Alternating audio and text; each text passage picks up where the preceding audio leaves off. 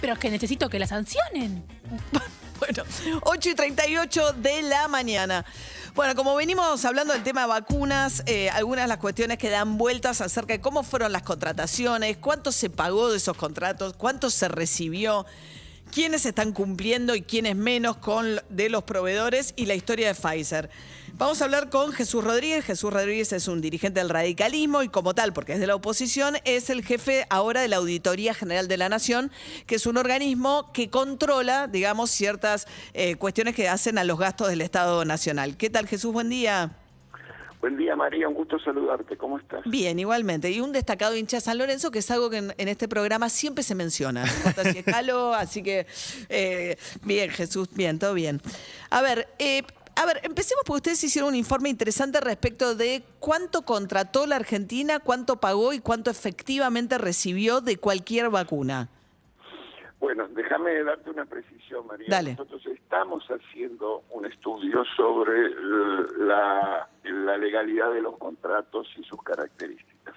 Eso es el resultado de una manda de la ley que en su momento el Congreso sancionó para facultar al Poder Ejecutivo para que compre vacunas en relación a la pandemia y el COVID. Digo que estamos haciendo porque todavía no está concluido y como vos sabés nosotros tenemos un deber de confidencialidad, entonces las cosas que puedo decir tienen que ver con cuestiones muy generales y muy globales y que eso, en ese sentido te digo, la Argentina firmó 5 contratos. Sí. De esos 5 contratos se vinculan con 3 marcas distintas, 3 tipos distintos de vacunas. ¿Eso por qué? Porque algunos contratos replican una misma vacuna. Esos 5 contratos firmados es por alrededor de 50 millones de dosis. Y esas 50 millones de dosis de esos 5 contratos se han firmado compromisos, obligaciones por alrededor de 380 millones de dólares. Al domingo pasado, de ese total se habían recibido alrededor del 25% del total de dosis comprometidas y se había pagado alrededor del 55% del monto prometido. Se pagó por la mitad, digamos, un poquito más, pero por la mitad y se recibió un cuarto hasta ahora. En términos generales podríamos decir que es así, efectivamente. Entonces nosotros en pocas semanas más espero que podamos tener informe donde se va a dar cuenta de cada uno de los contratos, las características que tuvo. El contrato principal, Jesús, es el contrato con AstraZeneca, ¿no? Hay 5 contratos. AstraZeneca, sí. Covishield, que es un laboratorio de la India que fabrica AstraZeneca.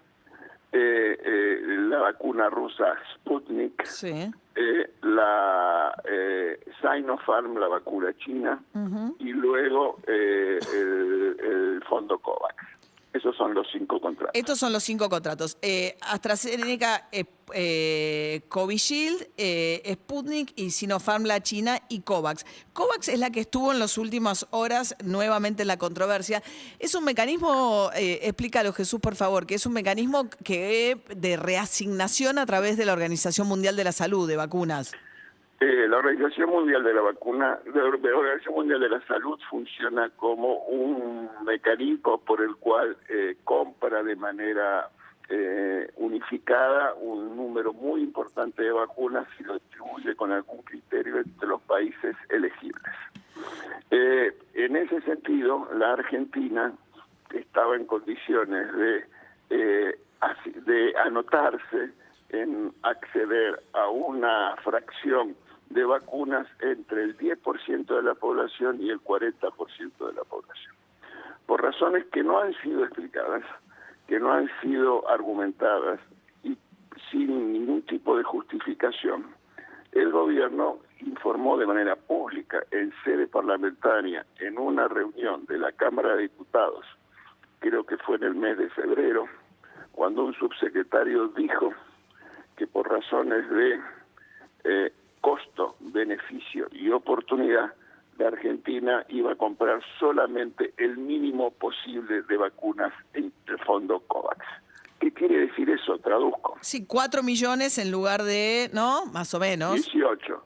Y entonces Entonces eso quiere decir que la Argentina decidió de manera unilateral y autónoma no tener, no disponer, no conseguir alrededor de 14,5 millones de vacunas que podían haber estado comprometidas si esa hubiera sido la decisión correcta. Ayer, de todas maneras, Ginés González García, el ex ministro de Salud, habló de que así como hubo incumplimientos por parte de los laboratorios, el Fondo COVAX está súper recontrademorado dentro de lo que le tocaba a Argentina al Fondo COVAX en las entregas. Bueno, eso es una información que seguramente él no tiene responsabilidad para hay gente que no tiene responsabilidad para hablar sin no respetando límites de confidencialidad que yo creo que debo cumplir. Ah, bien. Ahora, de estos 50 millones de dosis que Argentina contrató, después vendrán cosas nuevas, ¿no? Porque dicen que va a haber un nuevo contrato con Sinopharm, etcétera. Casi la mitad fue la gran apuesta, que era AstraZeneca, eran 22 millones, ¿no? De los 50 millones, 22 eran de AstraZeneca, ¿no? Así es. Ahora, la gran controversia viene de la mano de Pfizer. Ustedes, como no hay un contrato firmado con Pfizer, no investigaron el tema de Pfizer.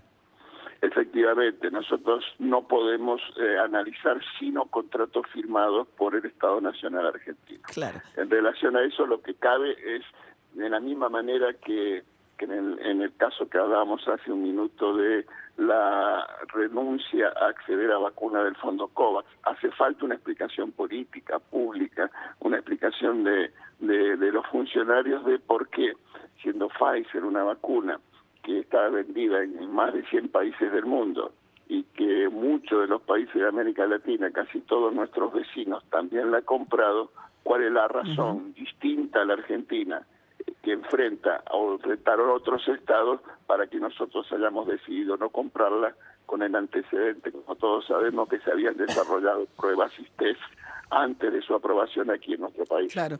Ahora, siendo eso perfectamente razonable como pregunta, ahora se armó una nueva controversia que para mí me cuesta entenderla, ¿no? Porque de este fondo COVAX que compraba Naciones Unidas, Argentina le dice, bueno, dame 4 millones. No sabemos por qué no le dijo reservo 18, le dijo dame 4. COVAX sale a comprar y le sale a comprar a los mismos laboratorios a los que le pueden comprar los países. Entonces le dice, bueno, de mis proveedores posibles, ¿cuáles querrías?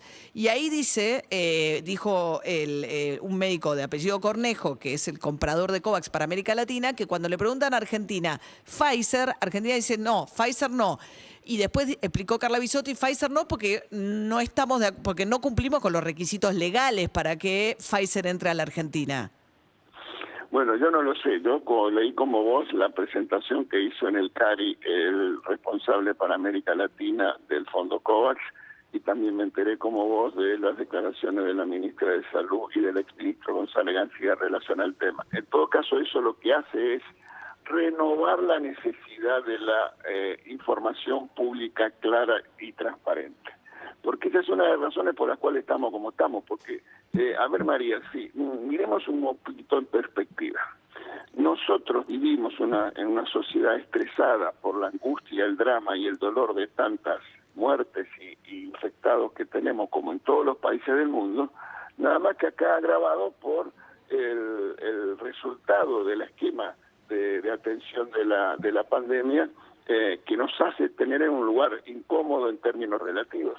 La Argentina tiene, de acuerdo a números internacionales del One World Data, sobre una base de 123 países, triplica la cantidad de muertos por millón de habitantes que tenemos.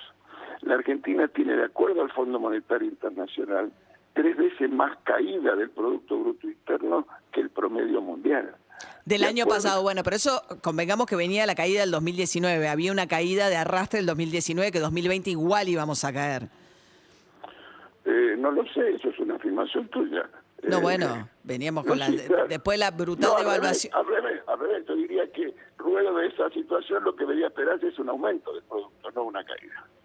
Y en tercer lugar, vinculado al tema, yo diría también que en términos del confinamiento que vivimos, es muy interesante un estudio de la Universidad de Oxford que construyó un indicador con distintas variables donde la Argentina, el nivel de confinamiento es un 40% mayor al promedio. Entonces, esos resultados, esos registros son los que magnifican o amplifican la necesidad de la aclaración por parte de los funcionarios. Bien, Jesús Rodríguez es dirigente del radicalismo, es auditor general de la Nación y están haciendo este estudio desde la auditoría para que esto es muy importante porque todos los países, ¿no?, en situación de emergencia han salido a hacer contrataciones y los poderes ejecutivos tienen una discrecionalidad para firmar contratos y manejar fondos, dada la urgencia que amerita que después sean revisados, ¿no? Es así, la emergencia habilita a decisiones de urgencia, Claro. pero al mismo tiempo esas decisiones de urgencia tomadas en emergencia exigen más y mejores controles, más y mayor transparencia. Jesús Rodríguez, auditor general de la Nación. Gracias, Jesús, buen día. Un beso, Un adiós. beso, hasta luego. 8:49 de la mañana. La Cardeus es el colchón que está a la vanguardia del mejor descanso, porque nuestra calidad supera a la realidad y te invita a soñar. Somos los mejores en sueño, por eso presentamos el estado del tránsito, para que no se te convierta en una pesadilla. La Cardeus es tradición de calidad. Diego Fernández. María, muchas gracias. Hay congestión en la autopista La Plata-Buenos Aires desde el kilómetro 6, luego de un siniestro.